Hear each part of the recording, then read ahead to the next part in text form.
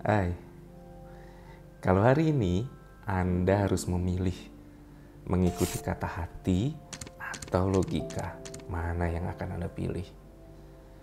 Nah, pernah nggak di sini Anda berada di situasi seperti itu? Misalnya nih, seorang anak yang keinginannya besar untuk kuliah seni, karena hatinya itu selalu senang apabila saat dia melukis. Tetapi di satu sisi, orang tuanya berkata, "Nak, mending jurusan teknik saja. Jurusan teknik itu masa depannya lebih terjamin." Haha, di satu sisi, logika orang tua itu benar. Tapi hati anak itu berontak. Mengapa? Mungkin passionnya di sana gitu loh. Dan mungkin bukan hanya anak itu, mungkin kita pun pernah mengalaminya.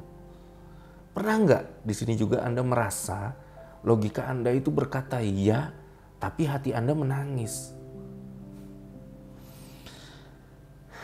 Hari ini kita akan masuk dalam sebuah perjalanan bukan sekedar tentang berpikir benar, tapi juga tentang merasa benar.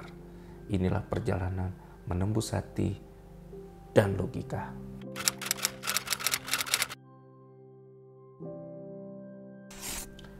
Manusia itu unik. Kita ini bukan mesin yang hanya berpikir dengan data.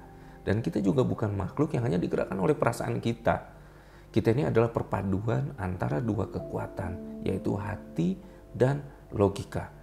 Tetapi masalahnya, seringkali dua kekuatan ini saling bertabrakan. Bayangkan, contohnya ya, Anda bertemu orang baru. Hati Anda berkata, "Oh, sepertinya dia orang yang baik ya." Tetapi logika Anda berkata lain. Logika Anda itu berkata, "Aduh, saya baru kenal nih, jangan percaya dulu." Nah, dalam kondisi seperti itu biasanya mana yang sering Anda ikuti? Para filsuf pun punya pandangannya sendiri. Contohnya, Aristoteles menyebut manusia itu zoon logon ekon, makhluk yang berpikir, tapi hati punya logika yang tidak dipahami oleh akal.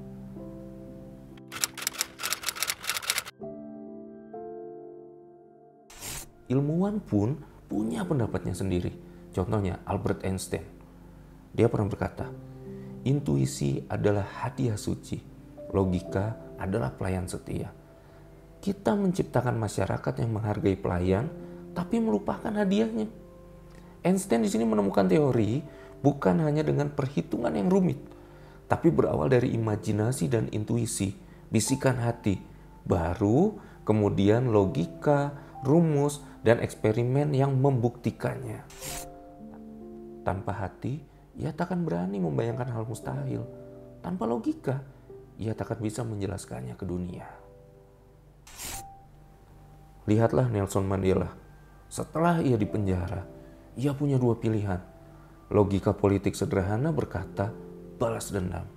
Hukum mereka yang menindas. Tapi hati Mandela berkata, rekonsiliasi. Bukan balas dendam, tapi persatuan. Keputusannya bukan sekedar logis, tapi menyentuh hati rakyat.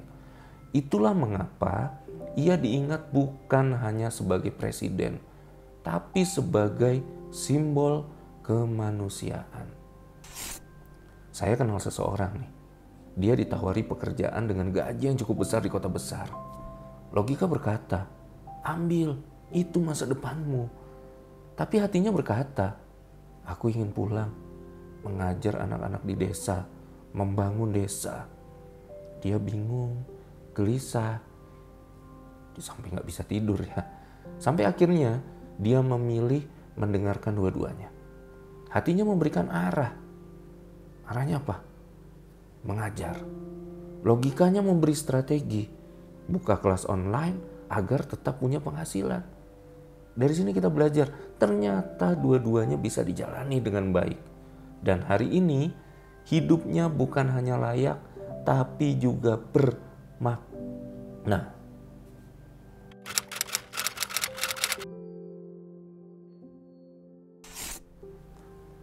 Psikolog Daniel Kahneman menyebut manusia itu punya dua sistem berpikir. Sistem pertama, cepat, intuisif, emosional, itulah yang disebut dengan hati. Sistem kedua, lambat, rasional, penuh analisis. Itulah yang disebut dengan logika.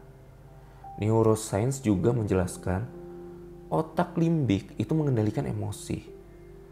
Prefrontal cortex itu mengendalikan rasio. Dan keduanya itu saling terhubung. Keputusan terbaik lahir ketika keduanya itu bekerja sama. Dalam filosofi timur, kita kenal yang namanya yin dan yang. Yin itu hati lembut, penuh rasa. Yang itu logika, tegas, penuh arah. Tidak ada yang lebih kuat. Yang ada hanyalah keseimbangan.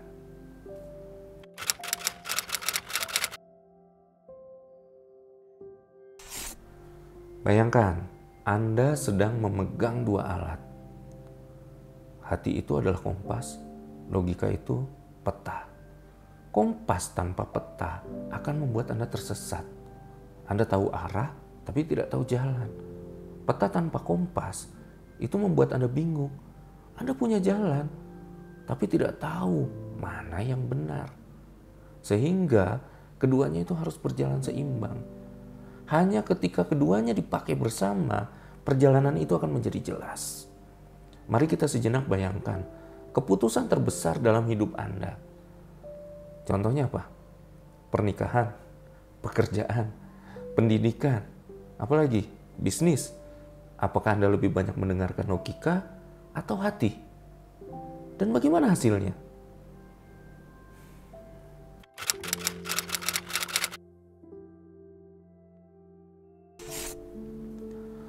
Ada rumus sederhana. Dengarkan hati. Mengapa? Karena hati itu memberi nilai. Lalu gunakan logika. Karena logika itu memberi strategi. Dan dalam komunikasi pun itu sama. Jika ingin dipahami orang, gunakan logika. Jika ingin diingat dan diikuti orang, sentuh hatinya.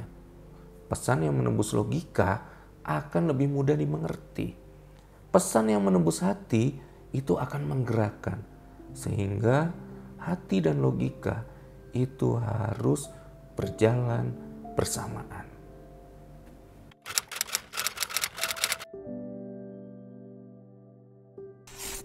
Oke, sebagai closing, ada beberapa hal yang ingin saya sampaikan.